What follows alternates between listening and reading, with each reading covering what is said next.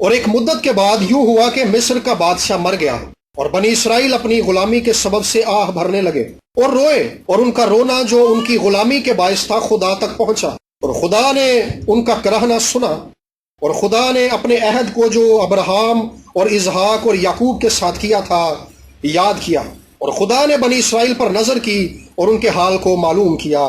آمین۔ دوسرا حوالہ ہم دیکھیں گے استثنا کی کتاب اور 7ویں باب میں سے، 7 باب کی آیت نمبر 6 سے آیت نمبر 9 تک۔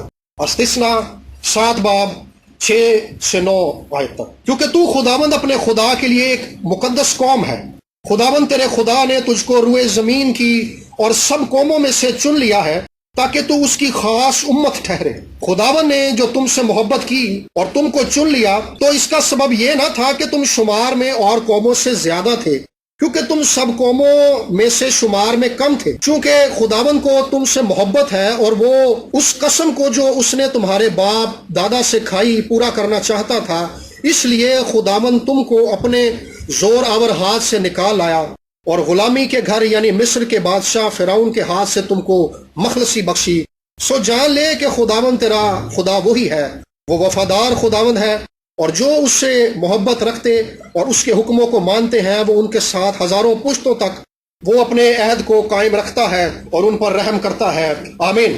پہلا حوالہ جو ہم نے پڑھا ہے وہ اسرائیل کے بارے میں ہے کہ اسرائیل جو ہے مصر کی غلامی کے اندر ہے اور مصر کی قید کے اندر ہے۔ جب ہم غلامی کے بارے میں بات کرتے ہیں تو غلامی کے اندر کوئی بھی بندہ اپنی مرضی کے مطابق اپنی زندگی کو گزار نہیں سکتا، اپنی زندگی کو آزادی کے ساتھ جی نہیں سکتا، اس کی زندگی کسی کے ماتحت ہوتی ہے جو اس کی زندگی کو کنٹرول کرتا ہے۔ سو اسرائیلی جو ہے مصر کے اندر غلام ہے، یہ اپنی مرضی سے اپنے بچوں کی تربیت نہیں کر سکتے، یہ اپنی مرضی سے اپنے خدا کی عبادت نہیں کر سکتے، یہ اپنے بچوں کی بہترین تربیت نہیں کر سکتے، انہیں اچھی خوراک نہیں ملتی، یہ محنت کرتے ہیں لیکن ان کو اس کی اجرت نہیں ملتی، یہ بیگار میں کام کرتے ہیں اور ان پر ظلم کیا جاتا ہے، یہ بیمار ہیں، ان کا مالک اس کی بھی پرواہ نہیں کرتا، یہ اگر مسلسل بیماری کے اندر ہے تو ان سے پورا کام لیا جاتا ہے، ان کے لیے کسی طرح کا احساس نہیں ہے ان کے آقا کے دل کے اندر، کیونکہ یہ لوگ غلام ہیں۔ غلامی ایک ایسی ہی حالت ہے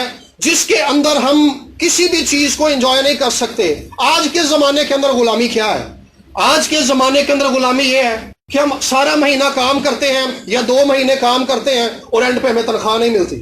آج کے زمانے کے اندر غلامی کیا ہے کہ ہم مسلسل ذہنی بوجھ کے اندر ہیں، ہم مسلسل ذہنی فکروں کے اندر ہیں اور ہم مایوسی کے ایک ایسے گڑھے کے اندر گر چکے ہیں کہ ہمیں لگتا ہے کہ ہمارا مر جانا ہی بہتر ہے، ہمیں لگتا ہے کہ ہم مر جائیں تو وہ اس سے بہتر ہے بجائے کہ ہم اس زمین پر زندگی گزاریں۔ ہم جس کام کو شروع کرتے ہیں اس کام میں ایک ایسی رکاوٹ آتی ہے اور وہ رکاوٹ جو ہے کسی بھی برکت کو ہماری زندگی میں آنے سے روک دیتی ہے۔ ہماری صحت تھوڑی اچھی ہو جاتی ہے تو ہم ایسا بیمار ہوتے ہیں کہ پہلے سے زیادہ ڈاؤن ہو جاتے ہیں۔ کوئی کاروبار نیا شروع کرتے ہیں تو کاروبار شروع کرنے کے اندر جتنی انویسٹمنٹ ہم نے کی ہوتی ہے اس سے زیادہ نقصان ہمارا ہو جاتا ہے۔ ہم ایک مسلسل پریشر کے اندر ہیں، ہم مسلسل ایک دباؤ کے اندر ہیں، ہم ایک ایسی فکر کے اندر ہیں جس سے ہم آزاد نہیں ہو سکتے۔ ہم خدا کی عبادت کرنا چاہتے ہیں، ہمارے اندر یہ خواہش ہے، ہمارا دل اس بات کے لیے مجبور ہے کہ ہم خداوند کی عبادت کریں، لیکن جب ہم دعا کرنے بیٹھتے ہیں تو ہمارے پٹھے کھینچے جاتے ہیں، جب ہم دعا کرنے بیٹھتے ہیں تو ہمارا خدا کی طرف دھیان نہیں لگتا، جب ہم چرچ میں آتے ہیں کلام سنتے ہیں تو کلام ہمیں بھول جاتا ہے، ہوا کی چڑیاں اٹھا کر اس کلام کو چرا کر لے جاتی ہیں، خدا کا کلام ہمیں یاد نہیں رہتا۔ اگر ہم بائبل مقدس پڑھتے ہیں تو وہ ہمیں سمجھ نہیں آتی، کیونکہ ہم ایک ایسے آقا کی غلامی کے اندر ہیں، ایک ایسے فرعون کی غلامی کے اندر ہیں جو ہمیں ہماری زندگیوں کو انجوائے نہیں کرنے دیتا۔ ہم ترقی کرنا چاہتے ہیں لیکن ہم جو ہے ناکامی کے اندر گر چکے ہیں، ہم سرفرازی پانا چاہتے ہیں لیکن ہم دیکھتے ہیں کہ ہماری زندگیاں جو ہے ترقی کی طرف جا نہیں رہی۔ ہمارا معاشرہ اور ہمارا ملک اسی غلامی کی بڑی خوبصورت پکچر ہے۔ خوبصورت میں اس لیے کہہ رہا ہوں کہ اس سے اچھی پکچر ہمیں نظر نہیں آ سکتی کہیں سے، ہے تو یہ تکلیف دے لیکن یہ مصر کی غلامی کی ایک حقیقی شکل ہے۔ کوئی بھی اس ملک میں رہنا نہیں چاہتا، کوئی بھی اس ملک کے اندر خوش نہیں ہے، کوئی بھی اس زمین پر کوئی بھی ایسا بندہ نہیں ہے اس ملک کے اندر جو اس ملک میں رہ کر اس ملک سے خوش ہو۔ آپ سڑک پر چلتے ہوئے کسی بھی بندے کو دیکھ لیں، وہ آپ کو اپنے آپ سے باتیں کرتا ہوا نظر آئے گا۔ کیوں؟ کیونکہ وہ ذہنی اضطراب کے اندر ہے، وہ ذہنی بوجھ کے اندر ہے۔ وجہ کیا ہے؟ یہ ملک اور ہم پر ایک ایسا روحانی فرعون مسلط ہے، ہم سمجھتے ہیں کہ شاید ہم اس ملک سے نکل کر کسی اور ملک میں جائیں گے تو ہماری زندگی بہتر ہو جائے گی، جبکہ حقیقت یہ ہے کہ ایک روحانی طور پر ایک فرعون ہم پر مسلط ہے، جس سے آج بھی زندگیوں کو آزادی اور رہائی کی ضرورت ہے۔ اسرائیلیوں کو بھی رہائی کی ضرورت تھی، انہوں نے اس بات کو پہچان لیا ہے کہ ہم ایک ایسی غلامی کے اندر ہیں جس سے ہم خود سے نکل نہیں سکتے۔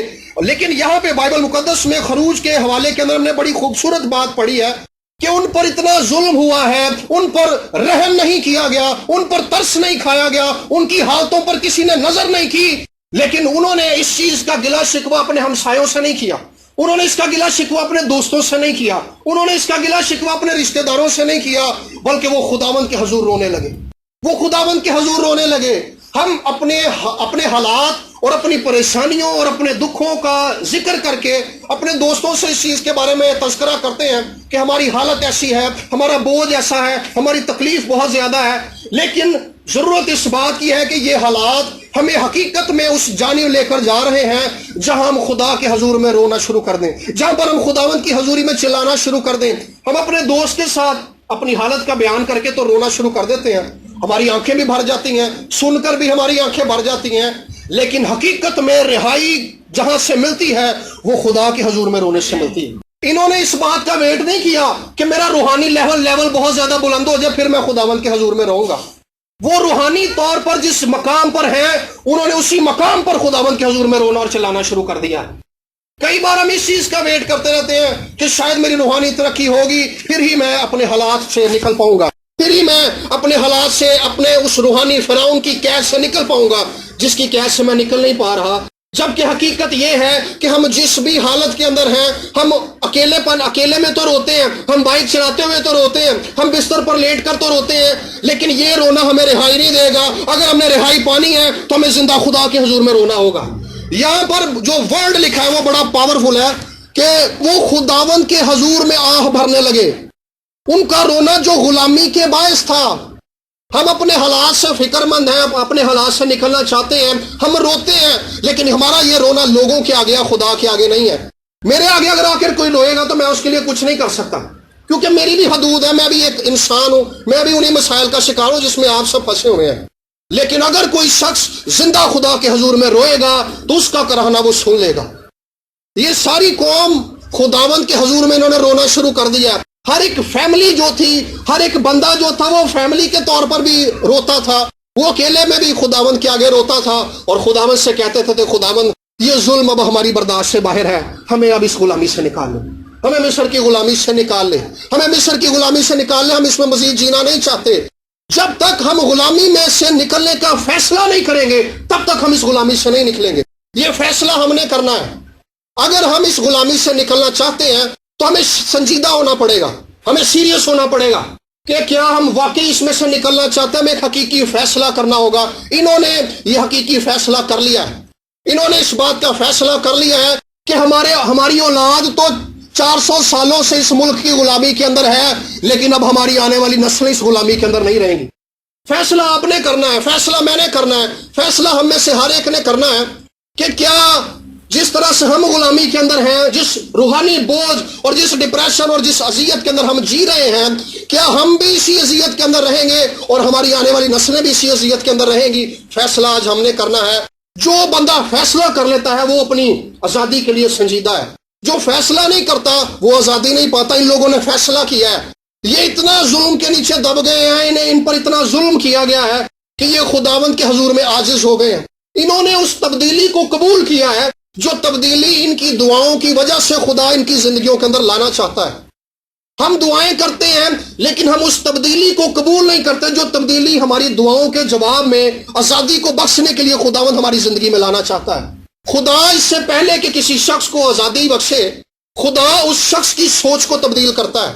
خدا اپنی ذات کے بارے میں اس کو علم بخشتا ہے۔ خدا اپنی ذات کو اس پر رویل کرتا ہے کہ قادر مطلق میں ہوں، رہائی دینے والا میں ہوں، شفا دینے والا میں ہوں، بحال کرنے والا میں ہوں، برکت دینے والا میں ہوں، گناہوں کو معاف کرنے والا میں ہوں۔ جب تک کوئی بندہ اس علم کو قبول نہیں کرتا جو خدا کی ذات کے بارے میں ہے، تب تک وہ آزادی کے اندر بڑھنا نہیں شروع کرتا۔ جب تک کوئی شخص خدا کی ذات کے بارے میں اپنا نظریہ نہیں بدلتا، خدا کے کلام کی قدرت کو نہیں پہچانتا، تب تک وہ اس آزادی اور اس قدرت کا تجربہ اپنی زندگی میں نہیں کر سکتا۔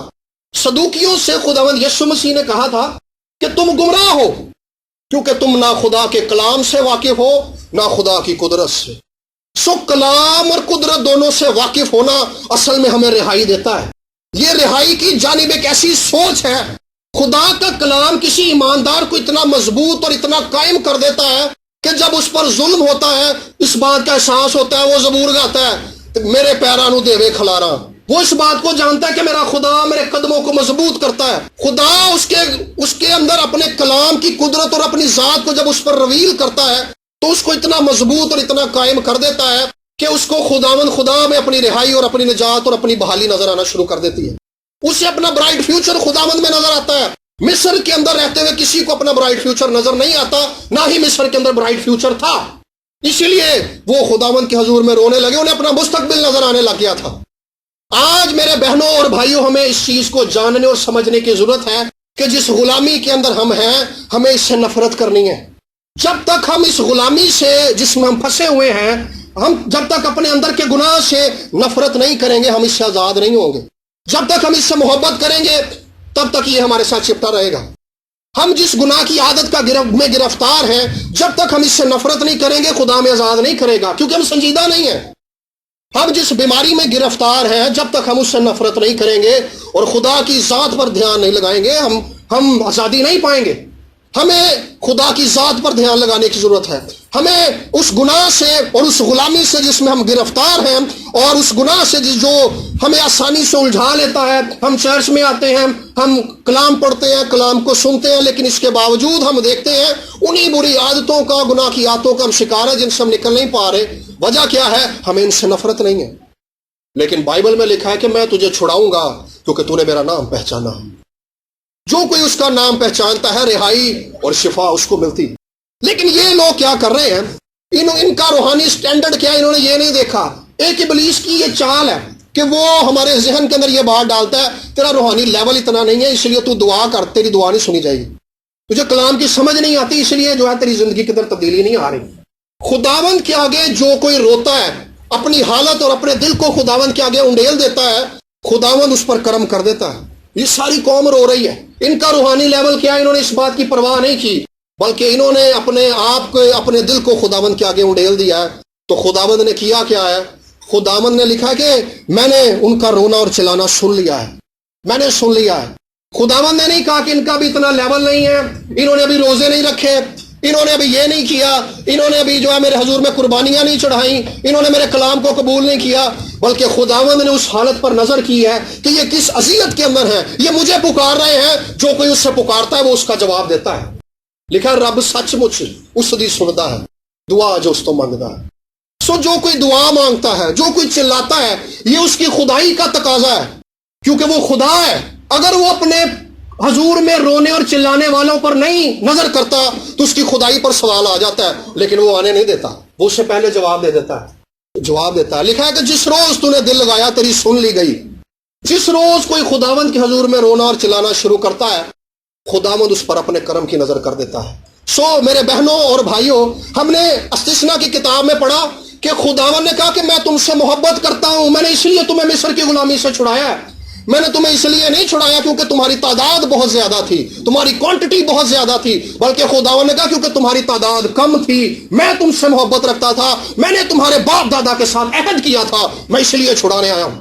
سو یاد رکھیے، جس خدا نے ہمارے ان باپ دادا کے ساتھ عہد کیا تھا، اس نے اس عہد کو مسیح یسوع کے وسیلے سے ہمارے ساتھ باندھا ہے۔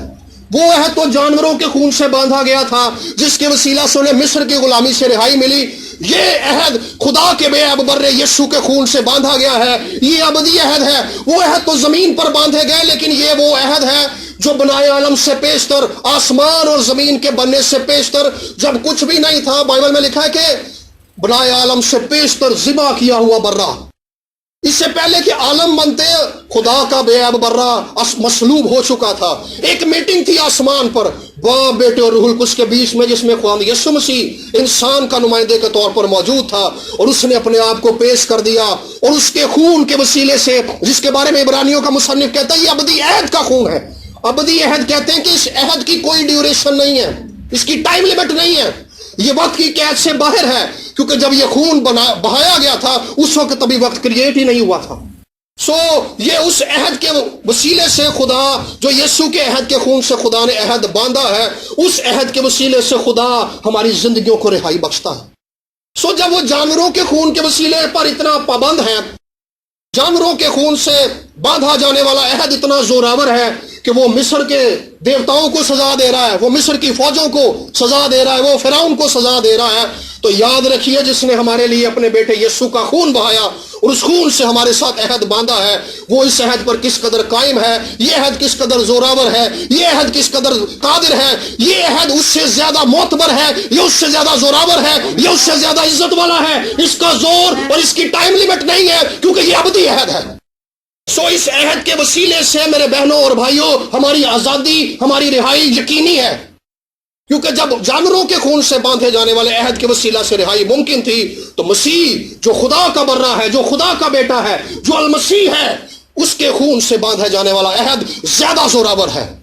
جب وہ عہد باندھا جاتا ہے تو خداوند کہتا ہے کہ میں تمہارے باپ دادا کی سزا تیسری اور چوتھی پشت تک دیتا ہوں، لیکن جب اس کے بیٹے کا خون بہایا جاتا ہے تو وہ کہتا ہے کہ میں ان کے گناہوں اور تقصیروں کو پھر کبھی یاد نہ کروں گا۔ وجہ کیا ہے؟ یہ عہد زیادہ زوراور ہے، وہ یاد نہیں کرتا، وہ رہائی دے دیتا ہے، ابدی چھٹکارا دیتا ہے، ابدی مخلصی دیتا ہے، ابدی رہائی دیتا ہے، کیونکہ یہ ایک افضل عہد ہے، اس کو باندھنے والا افضل ہے، اس میں خون بہانے والا افضل ہے، اس میں جو پارٹیز شامل ہے وہ افضل ہے۔ یہ عہد خدا باپ اور بیٹے اور روح القدس کے بیچ میں باندھا گیا ہے، وہ اس عہد کو پورا کرنے پر پابند ہے، کیونکہ یہ اس کی خدائی پر حرف آ جائے گا اگر یہ عہد پورا نہیں ہوتا۔ سو یاد رکھیے آپ میں سے ہر ایک کی رہائی یقینی ہے، آپ میں سے ہر ایک کے لیے خدا کے نزدیک آپ سب ویلیویبل ہیں، کیونکہ آپ کے لیے خداوند یسوع مسیح نے اپنا خون بہایا ہے، وہ آپ کو اس مصر سے رہائی دینا چاہتا ہے، وہ ایک ابدی خلاصی بخشنا چاہتا ہے، کیونکہ وہ ہم سے محبت رکھتا ہے۔ لکھا ہے کہ کیونکہ میں تم سے محبت رکھتا تھا تم کوئی امت نہ تھے، لیکن اب خداوند کی امت ہو، خداوند کی امت ہو، کیونکہ ہم خداوند کی امت ہیں، اس لیے خداوند ہم پر کرم کر کے ہمیں رہائی اور چھٹکارا دینا چاہتا ہے۔ ہوا کیا؟ انہوں نے جب پکارنا شروع کیا ہے تو ان کے پکارنے اور رونے کے جواب میں کیا ہوا ہے؟ خدا موسیٰ پر ظاہر ہو گیا ہے۔ دیکھیں ایک ایماندار کی، کئی بار ہم سوچتے ہیں کہ یار میری دعا سے کیا ہوگا، میں تو محض ایماندار ہوں، میں تو کدی کدی چرچ جانا، میں تو رات دی دعا سے بھی نہیں جاتا، میں تو صبح بھی نہیں جا پاتا، سنڈے نو بھی میرے کو مس ہو جاتا ہے، ہر روز بھی میں دعا نہیں کر پاتا۔ لیکن دیکھیں جب انہوں نے خداوند کی حضوری میں رونا شروع کر دیا ہے تو قادر مطلق خدا موسیٰ پر جلتی جھاڑی میں ظاہر ہو گیا۔ جیسے یہ چیپٹر ختم ہوتا ہے آگے جلتی جھاڑی کا پیسج سٹارٹ ہو جاتا ہے۔ سو ایک ایماندار کی دعا، ایک دکھی شخص کی دعا، پریشانیوں میں گھرے ہوئے شخص کی دعا، ایک رونے والے شخص کی دعا جو خداوند کی حضوری میں روتا ہے، اس کا اثر کتنا ہے کہ خدا موسیٰ پر ظاہر ہو گیا۔ وہ 40 سال سے مدیان کے اندر ہے، لیکن 40 سال بعد خدا کہتا ہے میں تیرے باپ ابراہم کا خدا، اسحاق کا خدا اور یعقوب کا خدا ہوں۔ خدا ظاہر ہو گیا ہے ایک ایسے شخص پر جس نے اپنی لائف کو ٹوٹلی طور پر چینج کر لیا ہے۔ وہ سمجھتا ہے کہ بس اب چرواہا بن کے ہی میں مدیان کے اندر زندگی گزاروں گا، ایک عام آدمی بن کر زندگی گزاروں گا، لیکن کیونکہ ایمانداروں نے دعائیں کی ہیں، ایمانداروں کے آنسو بہے ہیں، اور ان آنسوؤں کی خدا کی نظر میں دیکھیں کتنی قدر ہے کہ خدا اس شخص پر ظاہر ہوا ہے اور خدا نے اسے اس کی خدمت کے لیے ایک ویژن بخش دیا ہے کہ مصر میں جا اور میرے لوگوں کو چھڑا کر لے کر آ۔ خدا نے اسے اپنے کلام کا اختیار بخشا ہے۔ خدا نے کہا کہ مصر کا بادشاہ تمہیں جانے نہیں دے گا، میں اپنے کلام کی قدرت اور اپنے کرشمات سے اس کو ڈرا دوں گا، وہ تمہیں جانے دے گا جب تک وہ معجزے نہیں دیکھے گا۔ خدا نے اسے اپنا کلام بخشا ہے، خدا نے خدمت کا ویژن اس کو بخشا ہے، خدا نے اپنے اختیار اسے بخش دیا ہے تاکہ وہ کلام جو موسیٰ کو ملا تھا وہ قدرت کے ساتھ ثابت ہو سکے۔ سو بہنوں بھائیوں اس بات پر غور کیجئے کہ آپ کی دعائیں کس طرح سے خادمین کے لیے فائدہ مند ہے۔ ایک الگ سینیریو ہے، ہم اکثر پاسبان کی دعا پر کوئی عزت دیتے ہیں، دینی چاہیے، میں ایسا نہیں کہہ رہا کہ ایسی عزت نہیں دینی چاہیے، لیکن آپ میں سے ہر ایک خدا کے نزدیک کتنا ویلیویبل ہے، اس بات پر غور کیجئے کہ ان عام لوگوں کی دعا کے جواب میں خدمت کا ویژن جو ہے موسیٰ پر کھل گیا ہے کہ اس نے کس وے میں خدا کی خدمت کرنی ہے۔ سو آپ کی دعائیں بڑی ویلیویبل ہیں، دعائیں کریں، رونا ہے خداوند کی حضوری میں روئیں، چلانا ہے خداوند کی حضوری میں چلائیں، یہ رائے گا نہیں جاتا۔ کئی بار ہم سوچتے ہیں کہ ہم اکیلے میں رو رہے ہیں، کوئی دیکھ نہیں رہا، لکھا تیرا باپ جو پوشیدگی میں ہے وہ بدلا دیتا ہے، وہ پوشیدگی میں ہے۔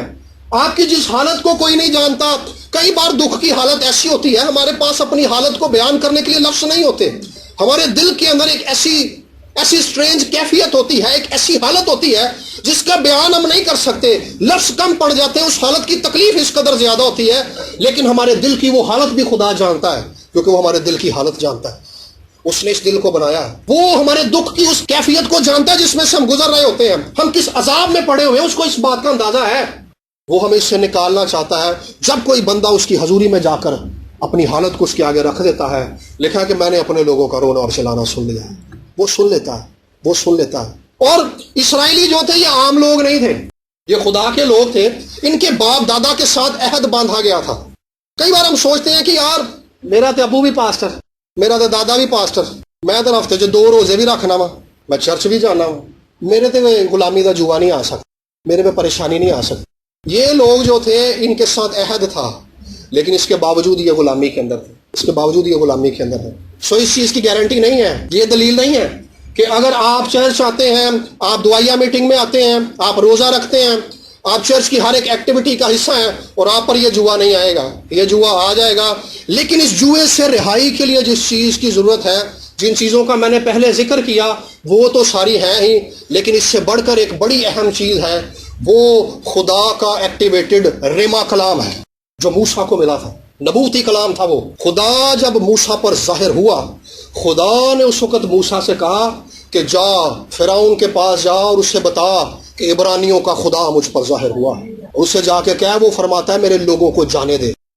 یہ وہ کلام تھا جو موسیٰ کو مل گیا۔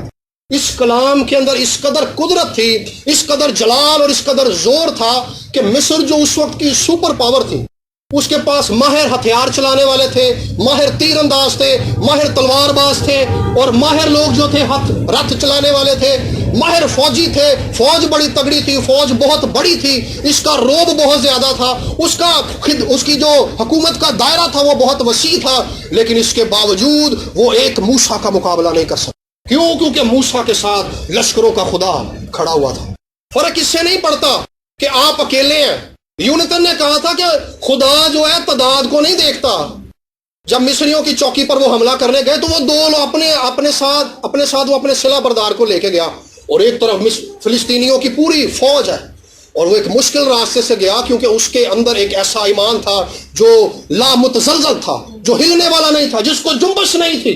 وہ 2 بندوں کے ساتھ ایک بڑی فوج کا مقابلہ کرنے چلا گیا، کیونکہ وہ جانتا تھا کہ خدا تعداد کے وسیلے سے فتح نہیں دیتا، خدا اپنے نام، اپنے زور اور اپنی قدرت کے وسیلے سے رہائی دیتا۔ داؤد کا بھی ایسا ایمان تھا۔ داؤد نے کہا خدا تلوار اور بھالے سے نہیں بچاتا، جب وہ جاتی جولیت کے سامنے کھڑا تھا اس نے کہا خدا جنگ تو خداوند کی ہے، جس غلامی کے جوئے کے اندر ہم پھنسے ہوئے ہیں اس سے رہائی دینا خدا کا کام ہے، یہ جنگ خداوند کی ہے، ہم نے صرف خدا کے پلان میں شامل ہو جانا ہے۔ جتنے لوگ موسیٰ کے ساتھ مصر میں نکلے تھے رہائی ان کے لیے تھی، جو اپنی مرضی سے مصر کے اندر رہا تھا اس نے خود فیصلہ کیا تھا کہ وہ غلامی کے اندر رہے گا۔ جو خدا کے پلان میں شامل ہوتا ہے، جو خدا کے کلام کے ساتھ کھڑا ہوتا ہے، اس کی قدرت ان سب کے لیے ظاہر ہوتی ہے۔ سو میرے بہنوں اور بھائیوں، ہمیں آج ایک بار پھر سے خدا کے کلام کے حقیقی طور پر طالب ہونے کی ضرورت ہے۔ ہم نے اپنے آپ کو خداوند کے آگے پیش کرنا ہے، خداوند کے آگے خالی کرنا ہے، رونا اور چلانا ہے، اور اس سے کہنا ہے کہ خداوند مجھ سے بات کر، مجھ سے ہم کلام ہو، مجھ سے بات کر جیسا تو نے موسیٰ سے بات کی تھی، میرے سے بھی بات کر، مجھے اپنا وہ کلام بخش دے جس کے آگے کوئی ٹھہر نہیں سکتا۔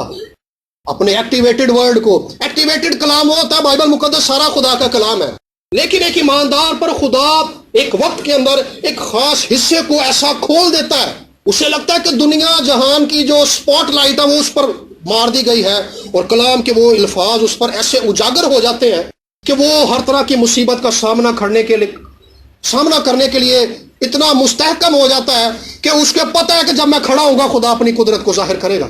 خداوند کے خادم ولیم سیمول ایک ایسا شخص تھا جس کو خدا نے بائبل پڑھتے ہوئے اپنا ریما کلام بخش دیا، اس پر یہ بات کھول دی، منکشف ہو گئی، مکاشفہ مل گیا اس بات کا۔ وہ بات کیا تھی؟ ہوا کے پرندوں کو دیکھو، وہ نہ بوتے ہیں نہ کاٹتے ہیں، لیکن تمہارا آسمانی باپ انہیں کھلاتا ہے۔ اسے اس بات کی سمجھ آ گئی کہ خدا جب چڑیوں کو کھلاتا ہے تو خدا میری بھی ہر ضرورت اور ہر فکر کا خیال رکھے گا۔ اس دن کے بعد اس شخص کے اندر ایک ایسا ایمان پیدا ہو گیا کہ وہ پرواہ نہیں کرتا تھا چیزوں کی، اور اس شخص کے ہاتھ رکھنے سے گلٹیاں اور رسولیاں اسی ٹائم غائب ہو جاتی تھی۔ وجہ کیا تھی کیونکہ اس نے اس بات کے بھید کو پا لیا تھا کہ جنگ تو خداوند کی ہے۔ اس پر رما کلام کھل چکا تھا، اس کو رما کلام مل چکا تھا۔ جس کلام نے اس کی خدمت کو لیڈ کرنا تھا، جس کلام نے اس کے خاندان کو لیڈ کرنا تھا، جس کلام نے اس کی کلیسیا کو لیڈ کرنا تھا، وہ کلام اسے مل چکا تھا۔ جب یہ کلام کسی ایماندار کو ملتا ہے، کسی خادم کو ملتا ہے، تو یہ پورے جلال، پورے زور، خدا کی پورے سسٹم کے ساتھ آتا ہے۔ ایسا نہیں ہوتا کہ خدا نے اپنا کلام دے دیا، اس کے ساتھ خدا کا پورا سسٹم ہوتا ہے، خدا کی پوری بادشاہی ہوتی ہے، اس کی بادشاہی کا پروٹوکول ہوتا ہے، اس کے فرشتے ہوتے ہیں، اور اس کے اندر جو کچھ اس کی بادشاہی کا سارا نظام ہے وہ اس کلام کے ساتھ اس کی پشت پناہی کے لیے موجود ہوتا ہے۔ وجہ کیا ہے؟ خدا اپنے کلام کو پورا کرنے کے لیے بیدار رہتا ہے۔ یہ وہ کلام ہے جس کے بارے میں لکھا ہے کہ اس کا کلام بے تاثیر واپس نہیں لوٹتا، بے تاثیر واپس نہیں لوٹتا۔ میرے بہنوں اور بھائیوں، ایک بڑا حوالہ ہے، آخر میں اس کو پڑھوں گا اور میں اس کلام کو بند کرنے کے لیے جاؤں گا۔ یوحنا کی انجیل اس کے 6 باب کی 63 آیت کے اندر لکھا ہے، زندہ کرنے والی تو روح ہے، تو روح ہے، جسم سے کچھ فائدہ نہیں۔ جو باتیں میں نے تم سے کہی ہیں وہ روح ہیں اور زندگی بھی ہے۔ یہ یسوع مسیح نے کہا ہے، یسوع مسیح نے کہا جو کلام میں نے تم سے کیا ہے یہ زندگی کی روح ہے۔ جب کسی شخص کو خدا کا زندہ کلام مل جاتا ہے تو اس کلام کے اندر زندگی موجود ہوتی ہے۔ ہم چاہے بیابان کے اندر پھنسے ہوئے ہو، ہمیں چاہے وہاں پہ زندگی کے آثار دکھائی دیں یا نہ دکھائی دیں، لیکن جان لیجئے جس کو کلام مل چکا ہے زندگی مل چکی ہے۔ جسے جو کلام سے دور ہے وہ زندگی سے دور ہے، جو کلام میں چلتا ہے وہ زندگی میں چلتا ہے۔ اس عورت نے جب پوشاک چھوئی تھی تو لکھا ہے قوت اس سے نکلی تھی، کیونکہ وہ زندہ مجسم کلام، وہ زندہ مجسم کلام تھا۔ یہ کلام خدا روح القدس سچا ہے، لکھا ہے وہ سچائی کا روح ہے، روح حق اسے کہا گیا ہے۔ جو کچھ روح القدس ظاہر کرتا ہے، جو کچھ روح القدس بیان کرتا ہے وہ سچائی پر مبنی ہے۔ روح القدس کے وسیلے سے خدا اپنے پلانز اور اپنے مکاشفات کو ایمانداروں کے لیے کھولتا ہے۔ آج میرے بہنوں اور بھائیوں، میں آج آپ کو اس بات کے لیے ابھاروں گا کہ آپ میں سے ہر ایک سے خدا کلام کرنا چاہتا ہے، آپ میں سے ہر ایک سے بات کرنا چاہتا ہے، آپ میں سے ہر ایک کو اپنا ایکٹیویٹڈ زندہ رما کلام دینا چاہتا ہے، نبوتی کلام دینا چاہتا ہے۔ ضرورت اس بات کی ہے کہ آپ اس بات کو جان لیجئے کہ روح القدس جن باتوں کو منکشف کرتا ہے، جن باتوں کو ظاہر کرتا ہے وہ سچی ہیں، وہ سچی ہیں۔ ایک بار بھائی راجہ جو تھے ایک عبادت کے اندر آئے، راجہ ہزارہ، تو جیسے عبادت میں داخل ہوئے، میں میٹنگ لیڈ کر رہا تھا، خدا نے مجھے دکھایا اس کے گرد ایک خاردار ایک جھاڑی ہے جو لپٹی ہوئی ہے۔ تو ہم سب نے اس کے لیے دعا کی، میں نے کہا ہم سب بھائی راجہ کے لیے دعا کریں گے۔ سب نے اس کی طرف ہاتھ بڑھائے اور دعا کرنے لگے۔ اس نے نہیں بتایا کہ وجہ کیا ہے۔ اور جب وہ سنڈے کو مجھے ملا، یہ بدھ کی بات تھی، سنڈے کی صبح وہ مجھے ملا، ہم باہر سیکورٹی میں کھڑے تھے، تو کہنے لگا کہ بھائی جس جگہ پر میں کام کرتا ہوں وہ ایک گارڈ ہے اس ایک اسکول کے اندر۔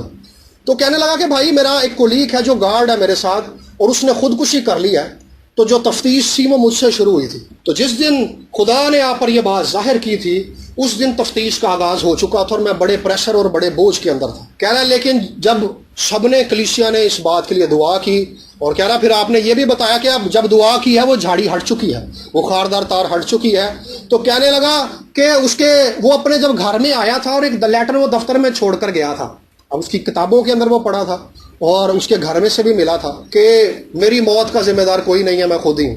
لیکن وہ لیٹر ملا کب؟ جب کلیسیا نے اس کے لیے دعا کی۔ بات کیا ہے؟ خدا اپنے کلام کے وسیلے سے چیزوں کی حقیقت اور صداقت کو ظاہر کرتا ہے۔ جو چیزیں آنکھوں سے پرے ہیں ہم انہیں جان نہیں سکتے، لیکن خدا کا روح القدس ان چیزوں کو ریویل کر دیتا ہے، ان چیزوں کو ظاہر کر دیتا ہے۔ خدا آپ میں سے ہر ایک پر اپنے کلام کے وسیلے سے، اپنے کلام کو روح القدس کے وسیلے سے نازل کرنا چاہتا ہے۔ لکھا ہے یسوع کے بارے میں کہ وہ آسمان پر جانے سے پہلے روح القدس کے وسیلے سے ان سے ہم کلام ہوا۔ وہ روح القدس کے وسیلے سے آپ میں سے ہر ایک سے ہم کلام ہونا چاہتا ہے، بات کرنا چاہتا ہے، اپنے پلانز، اپنے مکاشفے ریویل کرنا چاہتا ہے۔ اس سال کے آغاز میں کرسمس کی عبادت میں خدا نے ایک بڑی خاص چیزیں مجھ پر ظاہر کی تھیں، جن میں سے ایک چیز یہ تھی کہ خدا پاکستانی لیڈرشپ کے نقشے کو بدل دے گا، خدا چرچ لیڈرشپ کے نقشے کو بدل دے گا۔ یہ دونوں چیزیں ظہور میں آگی۔ کل عمران خان بھی پکڑا گیا ہے، لیکن اس سے پہلے وہ ایک ایسا اسٹرانگ لیڈر تھا جس کے بارے میں سمجھا جاتا تھا کہ یہ ہلایا نہیں جا سکتا، لیکن کوئی خدا کے سامنے کھڑا نہیں رہ سکتا، کوئی خدا کے سامنے کھڑا نہیں رہ سکتا۔ جو کلام وہ کرتا ہے وہ بے تاثیر واپس نہیں لوٹتا۔ وہ اپنے کلام کو آپ میں سے ہر ایک سے کرنا چاہتا ہے تاکہ اس کلام کے وسیلے سے آپ کو رہائی بخش دے، تاکہ آپ کو اسی زور میں آگے بڑھایا جس میں اس نے موسیٰ کو آگے بڑھایا تھا۔ آپ میں سے ہر ایک سے خدا محبت رکھتا ہے، آپ سب خداوند کی نظر میں ویلیویبل لوگ ہیں، قدر ہے آپ سب کی، آپ رد کیے ہوئے نہیں ہیں، نہ ہی خدا آپ کو مصر کی غلامی میں دیکھنا چاہتا ہے۔ خدا آپ کو چھڑانا چاہتا ہے اور آپ کو اپنے کلام کے وسیلے سے لیڈ کرنا چاہتا ہے، اور وہ اپنا کلام اس لیے آپ کو بخشنا چاہتا ہے تاکہ آپ اس کے زور کو ظاہر کر سکیں، اس کے جلال میں بڑھ سکیں، اور فتح سے بڑھ کر غلبے کے اندر موو کریں، اور اس کا جلال اس زمین پر ظاہر ہو سکے۔ خداوند آپ سب کو بڑی برکت بخشے۔